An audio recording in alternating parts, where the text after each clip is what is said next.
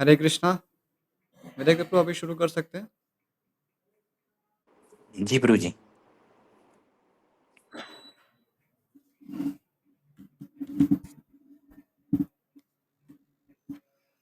सभी वैष्णवों का सभी वैष्णवों के चरणों में नमस्कार। ओम अज्ञानतिमिरान्धस्य ज्ञानाञ्जनशलाकया चक्षुरुन्मीलितं येन तस्मै श्रीगुरुवे नमः। श्रीचैतन्यमनोभीष्टं स्थापितं येन भूतले स्वयं रूपः कदा मह्यं ददाति स्वपदान्तिकं। वाञ्छाकल्पतरुभ्यश्च कृपा सिन्धुभ्यः एव च पतितानां पावनेभ्यो वैष्णवेभ्यो नमो नमः। श्रीकृष्ण चैतन्य प्रभु नित्यानंद श्री अद्वैत गदाधर शिवासादि गौरभक्तवृंद। हरे कृष्ण कृष्ण कृष्ण हरे हरे हरे राम राम राम हरे हरे। सभी भक्तों का स्वागत है महाभारत कथा में।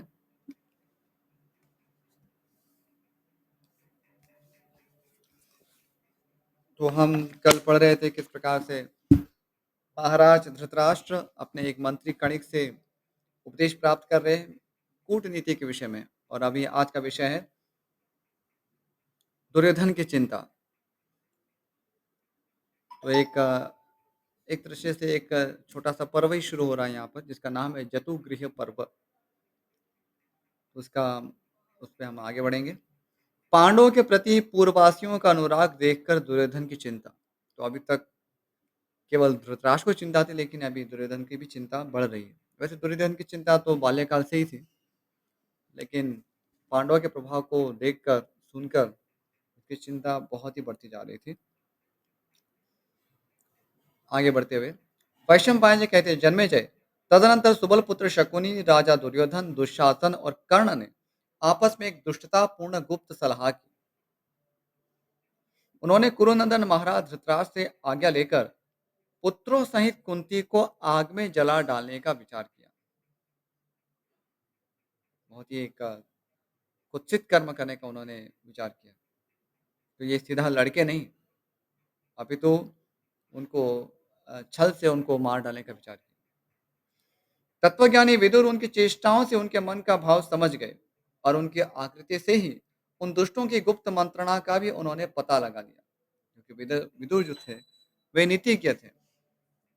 इसलिए वे चेहरे के भाव को भी अच्छी तरह से समझ सकते थे। तो उन्होंने एक किसी भी प्रकार से उसको पता लगवा लिया कि ये धृतराष्ट्र और ये जो दुर्योधन की जो पूरी जो टीम है वो क्या प्लान कर रही है। विदुर जी ने मन ही मन जानने योग्य सभी बातें जान ली। वे सदा पांडवों के हित में संलग्न रहते थे। अतः निष्पाप विदुर ने यही निश्चय किया कि कुंती अपने पुत्रों के साथ यहाँ से भाग जाए। तो यहाँ पर अभी समय नहीं रह गया है कुंती देवी के लिए कि वे अपने पुत्रों के साथ सुरक्षित रह सके। इसलिए उनको वहां से चले जाने का ही उन्होंने मार्गदर्शन दिया। उन्होंने एक सुदृढ़ नाव बनवाई, जिसे चलाने के लिए उसमें यंत्र लगाया गया था। वह वायु के वेग और लहरों के थपेड़ों का सामना करने में समर्थ थी। उसमें झंडियां और पताकाएं फहरा रही थी। उस नाव को तैयार करा के विदुर जी ने कुंती से कहा, देवी, राजा धृतराष्ट्र इस गुरुकुल की कीर्ति एवं वंश परंपरा का नाश करने वाले पैदा हुए हैं। इनका चित्त पुत्रों के प्रति ममता से व्याप्त हुआ है, इसलिए ये सनातन धर्म का त्याग कर रहे हैं। शुभे, जल के मार्ग में यह नाव तैयार है, जो हवा और लहरों के वेग को भली भांति सह सकती है। इसी के द्वारा कहीं अन्यत्र जाकर तुम पुत्रों सहित मौत की फांसी से छूट सकोगी। भरतश्रेष्ठ, यह बात सुनकर यशस्विनी कुंती को बड़ी व्यथा हुई। वे पुत्रों सहित वारणावत के लाक्षागृह से बचकर नाव पर जा चढ़ी और गंगा जी की धारा पर यात्रा करने लगी। तदनंतर विदुर जी के कहने से पांडवों ने नाव को वहीं डुबा दिया और उन कौरवों के दिए हुए धन को लेकर विघ्न बाधाओं से रहित वन में प्रवेश किया। वारणावत के उस लाक्षागृह में निषाद जाति की एक स्त्री किसी कारणवश अपने 5 पुत्रों के साथ आकर ठहर गई थी। वह बेचारी निरपराध होने पर भी उसमें पुत्रों सहित जलकर भस्म हो गई। म्लेच्छों में भी नीच पापी पुरोचन भी उसी घर में जलमरा और धृतराष्ट्र के दुरात्मा पुत्र अपने सेवकों सहित धोखा खा गए। तो ये सब धृतराष्ट्र की योजना थी। दुर्योधन का ये ऐसा ही तुच्छ पराक्रम था कि जो छल कपट करके पांडवों का वध करना चाह रहा था। लेकिन दुर्भाग्य दुर्योधन का कि उसको सफलता प्राप्त नहीं हुई और उसको गलतफ़हमी भी हो गई कि कुंती देवी अपने 5 पुत्रों के साथ मृत्यु को प्राप्त हुई। लेकिन ऐसा नहीं हुआ था, इसके स्थान पर अन्य कोई एक स्त्री अपने 5 पुत्रों के साथ वहाँ पर दुर्दैव से वहाँ आई थी और वही उसमें चल के मर गई। विदुर की सलाह के अनुसार काम करने वाले महात्मा कुंती पुत्र अपनी माता के साथ मृत्यु से बच गए। उन्होंने किसी प्रकार की उन्हें किसी प्रकार की क्षति नहीं पहुंची। साधारण लोगों को उनके जीवित रहने के बाद ज्ञात न हो सकी। इतनी प्रकार से वे अ, गुप्त रूप से वहां से निकल गए थे कि किसी को भी इसकी भनक नहीं लगी कि वे कहाँ गए। तदनंतर वारणावत नगर में वहां के लोगों ने लाक्षागृह को दग्ध हुआ देख अत्यंत दुखी हो पांडवों के लिए बड़ा शोक किया तथा राजा धृतराज के पास यथावत समाचार कहने के लिए किसी को भेजकर कहलाया, कुरुनंदन, तुम्हारा महान मनोरथ पूरा हो गया। पांडवों को तुमने जला दिया। अब तुम कृतार्थ हो जाओ और पुत्र के साथ राज्य भोगो। यह सुनकर पुत्र सहित धृतराष्ट्र शोक मग्न हो गए।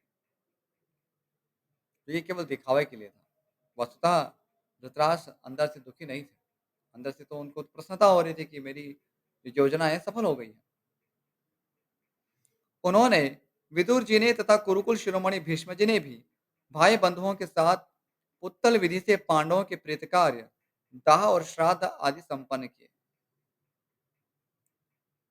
तो यहाँ पे प्रश्न हो सकता है ये क्या है पुत्तल विधि? तो यहाँ केवल पुतलों को निमित्त बनाकर सब प्रेत कर्म किए गए। अंत्येष्टि इत्यादि जो भी क्रियाएँ क्योंकि वो तो रहे नहीं, इसलिए उन्होंने पुत्तल विधि से ये सब कार्य संपादित करवाया था। जन्मेजय बोले, विप्रवर, मैं लाक्षागृह के जलने और पांडवों के उससे बच जाने का वृत्तांत पुनः विस्तार से सुनना चाहता हूँ। तो अभी वही घटनाएँ विस्तार से यहाँ पर बताई जाएगी, जो बहुत ही सार रूप में बताई गई थी। क्रूर कणी के उपदेश से किया हुआ कौरवों का यह कर्म अत्यंत निर्दयतापूर्ण था। आप उसका ठीक-ठीक वर्णन कीजिए। मुझे यह सब सुनने के लिए बड़ी उत्कंठा हो रही है। वैशंपायन ने कहा, शत्रुओं का संताप देने वाले नरेश, मैं लाक्षागृह के जलने और पांडवों के उससे बच जाने का वृत्तांत विस्तार पूर्वक कहता हूँ। सुनो। भीमसेन को सबसे अधिक बलवान और अर्जुन को अस्त्र विद्या में सबसे श्रेष्ठ देखकर दुर्योधन सदा संतप्त होता रहता था। उसके मन में बड़ा दुख था। तब सूर्यपुत्र कर्ण और सुबल कुमार शकुनी आदि अनेक उपायों से पांडवों को मार डालने की इच्छा करने लगे। पांडवों ने भी जब जैसा संकट आया सबका निवारण किया और विदुर की सलाह मानकर वे कौरवों के षड्यंत्र का कभी भंडाफोड़ नहीं करते थे। राजतंत्र में इस प्रकार से सब परिवार के भीतर भी ये सब लोग कपट करते हैं। ये कोई एक असामान्य दृश्य नहीं है। इसलिए हम देख सकते हैं किस प्रकार से पॉलिटिक्स हो रहा है परिवार के लोगों के मध्य और यहाँ तक पॉलिटिक्स के अ, एक दूसरे को तो नहीं कह सकते लेकिन भाई अपने भाई को मारने के लिए यहाँ उद्यत हो रहा है। भारत उन दिनों पांडवों को सर्वगुण संपन्न देख नगर के निवासी भरी सभाओं में उनके सद्गुणों की प्रशंसा करते थे। वे जहाँ कहीं चौराहों पर और सभाओं में इकट्ठे होते वही पांडव के ज्येष्ठ पुत्र युधिष्ठिर को राज्य प्राप्ति के योग्य बताते थे और महाराज युधिष्ठिर इसके योग्य थे भी। वे कहते, प्रज्ञाचक्षु महाराज धृतराष्ट्र नेत्रहीन होने के कारण जब पहले राज्य न पा सके तब अब वे कैसे राजा हो सकते हैं। महान व्रत का पालन करने वाले शंतनु नंदन भीष्म तो सत्य प्रतिज्ञ है। वे पहले ही राज्य ठुकरा चुके हैं अतः अब उसे कदापि ग्रहण न करेंगे। पांडवों के बड़े भाई युधिष्ठिर यद्यपि अभी तरुण है तो भी उनका शील स्वभाव वृद्धों के समान है। वे सत्यवादी, दयालु और वेदवेत्ता हैं। अतः अब हम लोग उन्हीं का विधि पूर्वक राज्याभिषेक करें। तो ये सब एक अच्छे नायक, कुशल शासक के लक्षण जो होने चाहिए, वो सभी महाराज युधिष्ठिर में है। वे सत्यवादी है, दयालु है और वेदवेत्ता है, वेद को जानने वाले हैं। तो केवल सत्यवादी होना या दयालु होना भी पर्याप्त नहीं है। वेदवेत्ता, क्योंकि वेद को जो जानता है वही वस्तुतः प्रजा का कल्याण कैसे होता है, उसको जान पाता है। नहीं तो अपने तर्क-वितर्कों से व्यक्ति कोई भी निर्णय ले सकता है, दया भावना से प्रेरित होकर भी।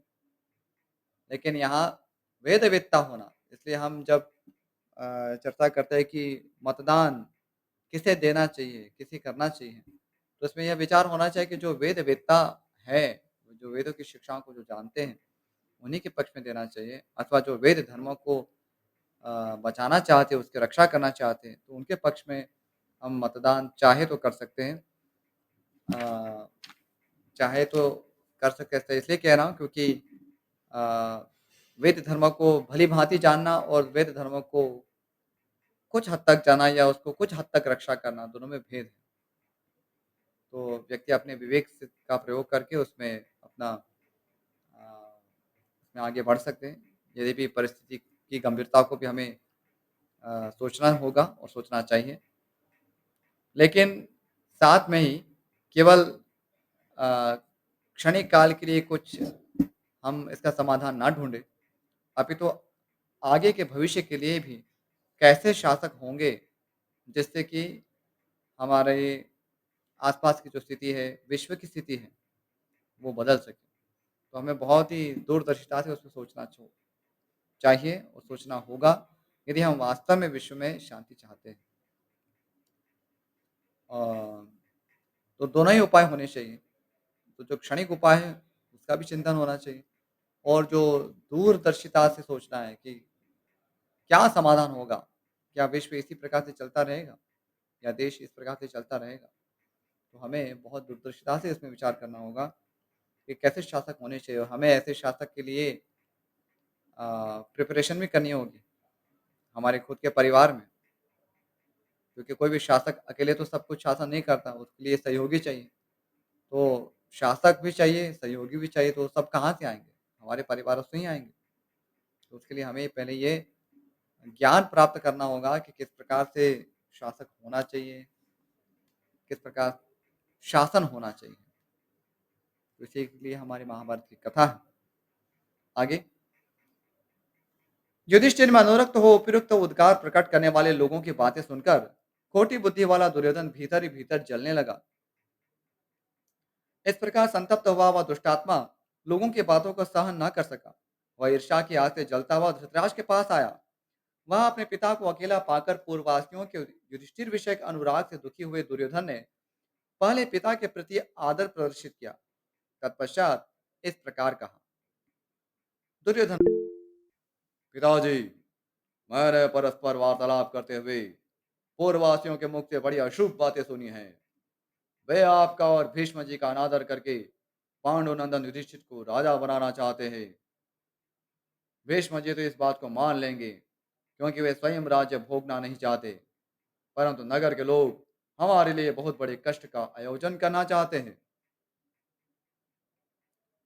पांडवों ने अपने सद्गुणों के कारण पिता से राज्य प्राप्त कर लिया और आप अंधे होने के कारण अधिकार प्राप्त राज्य को भी नहीं पा सके। फिर ये पांडु कुमार युधिष्ठिर पांडु के राज्य को, जिसका उत्तराधिकारी पुत्र ही होता है, प्राप्त कर लेते हैं तो निश्चय ही उनके बाद उनका पुत्र ही इस राज्य का अधिकारी होगा और उसके बाद पुनः उसी की पुत्र परंपरा में दूसरे दूसरे लोग इसके अधिकारी होते जाएंगे। महाराज, ऐसी दशा में हम लोग अपने पुत्र सहित राज परंपरा से वंचित होने के कारण सब लोगों की अवहेलना के पात्र बन जाएंगे। राजन, आप कोई ऐसी नीति काम में लाइए जिससे हमें दूसरों के दिए हुए अन्न से गुजारा करके सदा नरक तुल्य कष्ट न भोगना पड़े। राजन, यदि पहले ही आपने यह राज्य पा लिया होता तो आज हम अवश्य ही इसे प्राप्त कर लेते। फिर तो लोगों का कोई वश नहीं चलता। तो यहाँ पर हम देख रहे कि दुर्योधन कितनी दुष्ट मानसिकता रखता है। तो वो प्रजा का पालन करने के विषय में चिंतित नहीं है। उसकी चिंता है कि हम राज परंपरा से वंचित हो जाएँगे और किसी के दिए हुए अन्न पर हमें गुज़रान चलाना होगा। तो ये भी नहीं सोच रहा है कि वो दूसरा कौन है? वो तो उनका ही परिवार का सदस्य है, उनके ही बड़े भाई। तो परिवार में तो पहले होता ही था कि बड़े भाई हैं, वो छोटे भाइयों का पोषण करते हैं।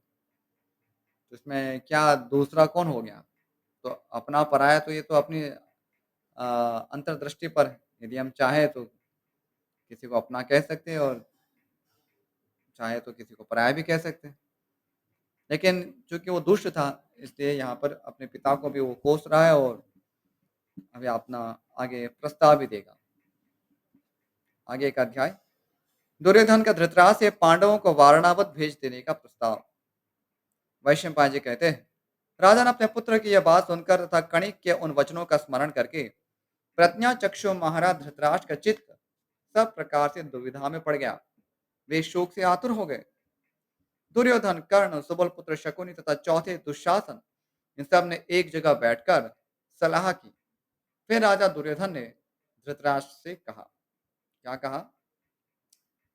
पिताजी, हमें पांडवों से भय न हो, इसलिए आप किसी उत्तम उपाय से उन्हें यहाँ से हटाकर वारणावत नगर में भेज दीजिए।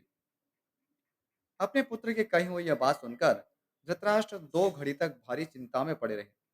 फिर दुर्योधन से बोले, धृतराष्ट्र ने कहा, बेटा, पांडव अपने जीवन भर धर्म को ही नित्य मानकर संपूर्ण ज्ञाति जनों के साथ धर्मानुकूल व्यवहार ही करते थे। मेरे प्रति तो विशेष रूप से वे इतने भोले भाले थे कि अपने स्नान भोजन आदि अभिष्ट कर्तव्यों के संबंध में भी कुछ नहीं जानते थे। वे उत्तम व्रत का पालन करते हुए प्रतिदिन मुझसे यही कहते थे कि यह राज्य तो आपका ही है। उनके पुत्र युधिष्ठिर भी वैसा ही धर्मपरायण है जैसे स्वयं पांडु थे। वे उत्तम गुणों से संपन्न, संपूर्ण जगत में विख्यात तथा पूर्व वंशियों के अत्यंत प्रिय है। फिर उन्हें उनके बाप दादों के राज्य से बलपूर्वक कैसे हटाया जा सकता है, विशेषतः ऐसे समय में जबकि उनके सहायक अधिक है। पांडवों ने सभी मंत्रियों तथा सैनिकों का सदा पालन पोषण किया था। उनका ही नहीं, उनके पुत्र पौत्रों के भी भरण पोषण का विशेष ध्यान रखा था। हम देख सकते हैं कि राजा को केवल उसके आश्रित जनों का ही भरण पोषण नहीं देखना है, उसके आगे तक, आगे की पीढ़ियां तक यदि वो सुखपूर्वक रह सके, उसका आयोजन करना होता है। तभी तो कोई शासक पे विश्वास करता है। तो महाराज पांडु देखिए कितने प्रजावत्सल थे। आगे धृतराष्ट्र कह रहे हैं, तात, पांडु ने पहले नागरिकों के साथ बड़ा ही सद्भावपूर्ण व्यवहार किया है। अब वे विद्रोही होकर युधिष्ठिर के हित के लिए भाई बंधुओं के साथ हम सब लोगों की हत्या क्यों ना कर डालेंगे। तो महाराज धृतराष्ट्र को इतना विश्वास था कि ये प्रजाजन जो कि पांडु द्वारा पालित हुए हैं, पोषित हुए हैं, वे हमारे विरोध में तो हमारी हत्या करने तक को तैयार हो जाएंगे। तो हम क्या सोच रहे हैं? अब इस पर दुर्योधन अपनी कमेंट देता है। दुर्योधन बोला, पिताजी, मैंने भी अपने हृदय में इस दोष प्रजा के विरोधी होने की संभावना की थी और इसी पर दृष्टि रखकर पहले ही अर्थ और सम्मान के द्वारा समस्त प्रजा का आदर सत्कार किया है। अब निश्चय ही वे लोग मुख्यता से हमारे सहायक होंगे। राजन, इस समय खजाना और मंत्रिमंडल हमारे ही अधीन है। तो इसे प्रतीत होता है कि दुर्योधन ने केवल छद्म छद्म रूप से ही सही, लेकिन महाराज युधिष्ठिर का अनुकरण करते हुए बहुत धर्म का कार्य किया था और प्रजा को भी वश में करने का प्रयास किया था, क्योंकि वो जानता था कि प्रजा यदि कोई ऐसा उत्तम कार्य दुर्योधन के द्वारा यदि घटित नहीं होगा तो क्यों उसके पक्ष में वो खड़े रहेंगे। इसलिए ऐसा कहा भी जाता है कि जो अ, दुष्ट से दुष्ट ही क्यों ना हो, यदि वो सज्जनों के प्रति द्वेष रखता है और उस द्वेषवश यदि वो उनका अनुकरण करता है, तो भी उससे उसका उसको लाभ ही प्राप्त होता है। जहाँ तक मुझे स्मरण है, ये महाकवि कालिदास हुए हैं, उन्होंने अपने काव्य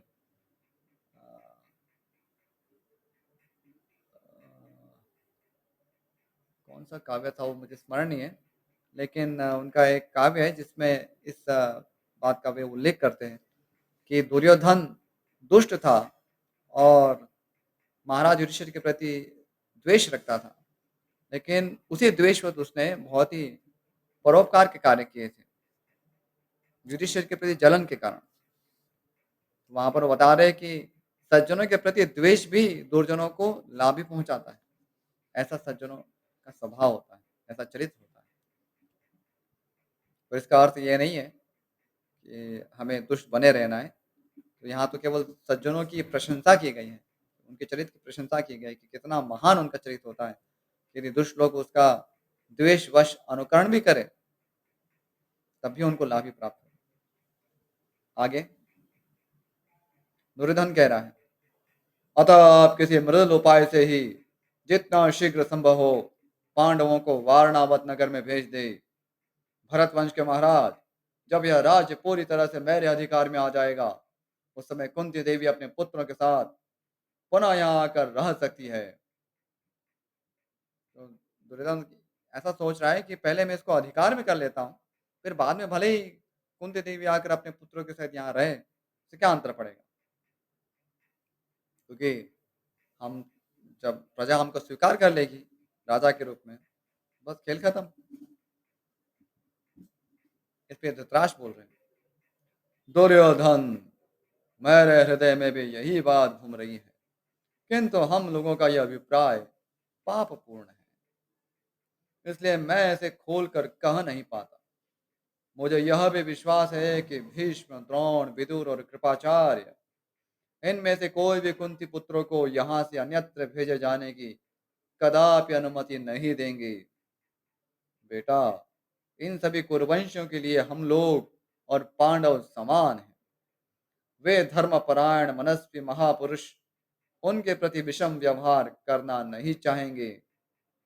दुर्योधन, यदि हम पांडवों के साथ विषम व्यवहार करेंगे, तो संपूर्ण कुरुवंशी और ये भीष्म, द्रोण आदि महात्मा एवं संपूर्ण जगत के लोग हमें वध करने योग्य क्यों न समझेंगे। दुर्योधन बोला, पिताजी, भीष्म तो सदा ही मध्यस्थ है। द्रोण पुत्र अश्वत्थामा मेरे पक्ष में है। द्रोणाचार्य भी उधर ही रहेंगे जिधर उनका पुत्र होगा। इसमें तनिक भी संशय नहीं है। जिस पक्ष में ये दोनों होंगे, उसी ओर शरद्वान के पुत्र कृपाचार्य भी रहेंगे। वे अपने बहनोई द्रोण और भांजी अश्वत्थामा को कभी छोड़ ना सकेंगे। तो दुर्योधन देखिए यहाँ पे बहुत कुशल राजनीतिज्ञ है। वो सोच रहा है कि देखिए, राजनीति में तो सभी तो हमारे पक्ष में ही सिद्ध हो रहे हैं, तो हमें भय किसका है? ये पारस्परिक संबंधों का वो बोध करा रहे हैं कि कृपाचार्य, द्रोणाचार्य, अश्वत्थामा तो ये सब जुड़े हुए हैं, तो वे जब हमारे पक्ष में है तो हमें भय किसका? आगे दुर्योधन कह रहा है, विदुर भी हमारे आर्थिक बंधन में है। यद्यपि वे छिपे छिपे हमारे शत्रुओं के स्नेह पाश में बंधे हैं, परंतु वे अकेले पांडवों के हित के लिए हमें बाधा पहुंचाने में समर्थ न हो सकेंगे। इसलिए आप पूर्ण निश्चिंत होकर पांडवों को उनके माता के साथ वारणावत भेज दीजिए और ऐसी व्यवस्था कीजिए जिससे वे आज ही चले जाए। मेरे हृदय में भयंकर कांटा सा चुभ रहा है, जो मुझे नींद नहीं लेने देता। शोक की आग प्रज्वलित हो उठी है। आप मेरे द्वारा प्रस्तावित इस कार्य को पूरा करके मेरे हृदय की शोकाग्नि को बुझा दीजिए। ये सब उसका शोक उसके द्वेष के कारण है, अन्य कोई कारण नहीं है। तो ये बहुत बड़ा अ, संसार में कष्ट का कारण है, सभी के लिए है। जहाँ पर द्वेष है, राग है, द्वेष यानी ईर्ष्या करना, सही चीज़ों के प्रति ईर्ष्या करना। ईर्ष्या तो कहीं भी की जा सकती है, लेकिन जो अ, धार्मिक विषय है अथवा तो जो आध्यात्मिक विषय है, भक्ति के विषय हैं, उनके प्रति द्वेष करना, उसको वस्तुतः द्वेष कहते हैं। और राग कैसे कहते हैं? जो विषयों के प्रति अनुराग है, इंद्रिय विषयों के प्रति आकर्षण है, उसको राग कहते हैं। ये उसकी परिभाषा है, शास्त्रों में दी गई है। राग द्वेषो व्यवस्थितौ। तयोर्न वशमागच्छेत् तौ ह्यस्य परिपन्थिनौ। तो राग और द्वेष यानी इंद्रियों का इंद्रिय विषयों के प्रति आकर्षण होना, इसको राग कहते हैं। और जो हरि भक्ति है, उसके अंतर्गत धर्म पालन करना, ये सब विषयों के प्रति यदि उपेक्षा भाव है, घृणा का भाव है, अनादर का भाव है, प्रमाद का भाव है, तो ये सब क्या है? द्वेष है। जैसे मंदिर आने की इच्छा नहीं होना, धर्म के व्याख्यान सुनने की इच्छा ना होना, जप करने की इच्छा ना होना, भक्ति के संबंधित कोई भी नियम है वो हमें अच्छे नहीं लगना, तो ये सारे द्वेष है। तो यहाँ पर हम देखते हैं कि जो राग और द्वेष को पालते हैं, तो वे ऐसे ही दुर्योधन की तरह बिना किसी ईंधन के जलते रहते हैं, क्योंकि इतना बड़ा द्वेष रूपी ईंधन उन्हें प्राप्त है। राग और द्वेष दोनों ऐसे फर्स्ट क्लास फ्यूल है, तो वो हमेशा आपको ये अंदर अग्नि को प्रज्वलित रखते हैं।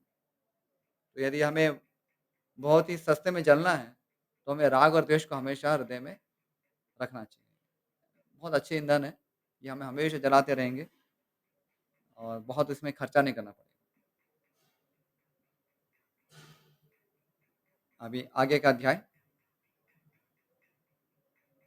वैसे समय हो चुका है, तो हम आगे का अध्याय फिर कल ही पढ़ेंगे। कल आई थिंक शनिवार है, तो कल तो नहीं पढ़ पाएँगे। फिर सीधा सोमवार को इसको पढ़ेंगे। तो यहाँ पर यदि किसी को प्रश्न है, संशय है, कोई जिज्ञासा है, तो पूछ सकते हैं। विवेक प्रभु। जी प्रभु जी। किसी का प्रश्न है तो हैंड रेज करके पूछ सकते हैं।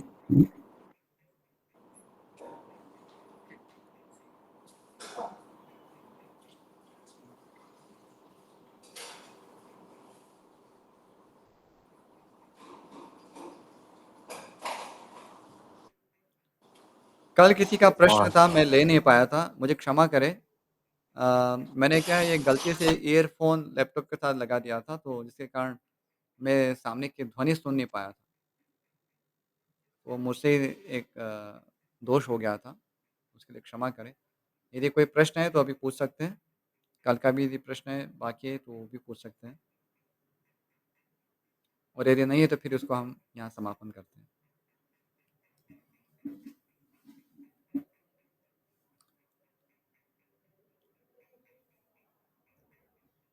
अस्तु, तो यहीं समापन करते हैं।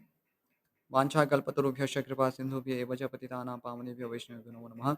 श्रीमद् महाभारत ग्रंथ की जय, महर्षि वेदव्यास की जय, श्रीमान गणपति देव की जय, श्रील प्रभुपाद की जय। सभी वैष्णवों का बहुत बहुत आभार महाभारत कथा को एकाग्रता से सुनने के लिए। हरे कृष्ण। तो हम सभी की हरे जानकारी कृष्ण के लिए प्रभु। हमने यूट्यूब चैनल भी अभी कुछ ही दिन हुए उसको चालू की है। तो यदि कोई इसमें कुछ वीडियो मिस करते हैं, यदि आप इस मीटिंग में नहीं आ पाते हैं, तो आप यूट्यूब चैनल पे भी आप उसको देख सकते हैं। ये सभी वैष्णव की सेवा के लिए है और इसको आप अधिक से अधिक उसको आप प्रसारित कर सकते हैं, भक्तों को दे सकते हैं, क्योंकि ये सब ज्ञान की आज समाज में बहुत ज़रूरत है, नितांत आवश्यकता है यदि हम सुखी होना चाहते हैं।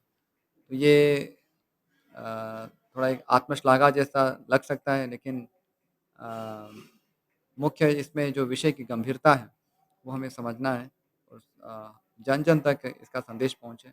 विशेष रूप से हमारे जो भक्तगण हैं, उसको समझ सकें इन विषयों को। ये सभी से प्रार्थना है। हरे कृष्ण। हरे कृष्ण। प्रणाम। जय श्री प्रभुपाद।